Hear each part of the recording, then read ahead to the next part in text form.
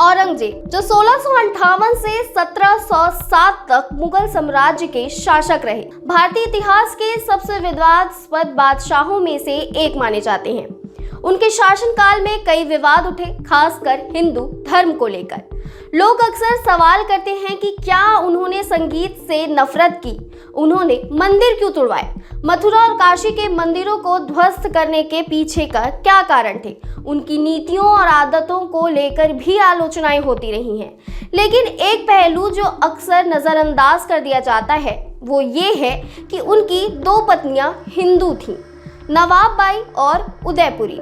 उस तथ्य उनकी रूढ़िवादी छवि को चुनौती देता है। इन दोनों पत्नियों का उनसे गहरा संबंध था, लेकिन खासकर उदयपुरी का समर्पण इतना गहरा था कि उन्होंने औरंगजेब की मौत के बाद सती होने की इच्छा जताई थी। इसका उल्लेख औरंगजेब द्वारा अपने बेटे को लिखे एक पत्र में भी मिलता है, जो लेटर्स ऑफ औरंगजेब में दर्ज है। उदयपुरी ने 1667 में कामबख्श को जन्म दिया था। कामबख्श शराब का आदी था और शासन में ज्यादा रुचि नहीं रखता था, लेकिन फिर भी औरंगजेब ने उन्हें कई बार माफ किया। अपने अंतिम दिनों में भी औरंगजेब के सबसे करीब उदयपुरी ही थी, जिससे उनके रिश्ते की गहराई का अंदाजा लगाया जा सकता है। कुछ इतिहासकार मानते हैं कि उदयपुरी जॉर्जिया की ईसाई महिला थी, जो पहले दारा शिकोह के हरम में थी और बाद में औरंगजेब के पास आ गई। वहीं कुछ अन्य का मानना है कि वे जोधपुर की सिसोदिया राजपूत महिला थी।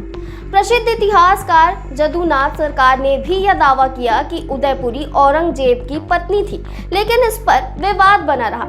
इन तथ्यों से यह स्पष्ट होता है कि औरंगजेब का व्यक्तित्व और उनकी नीतियां उतनी सरल नहीं थी जितना आमतौर पर समझा जाता है। उनकी हिंदू पत्नियों और उनके प्रति उनके प्रेम ने उनकी छवि को एक नया आयाम दिया है। तो कैसी लगी औरंगजेब के जिंदगी से जुड़ी आपको ये इंटरेस्टिंग स्टोरी, हमें कमेंट करके जरूर बताइए और ऐसे ही लेटेस्ट अपडेट्स के लिए वयम भारत को सब्सक्राइब करें।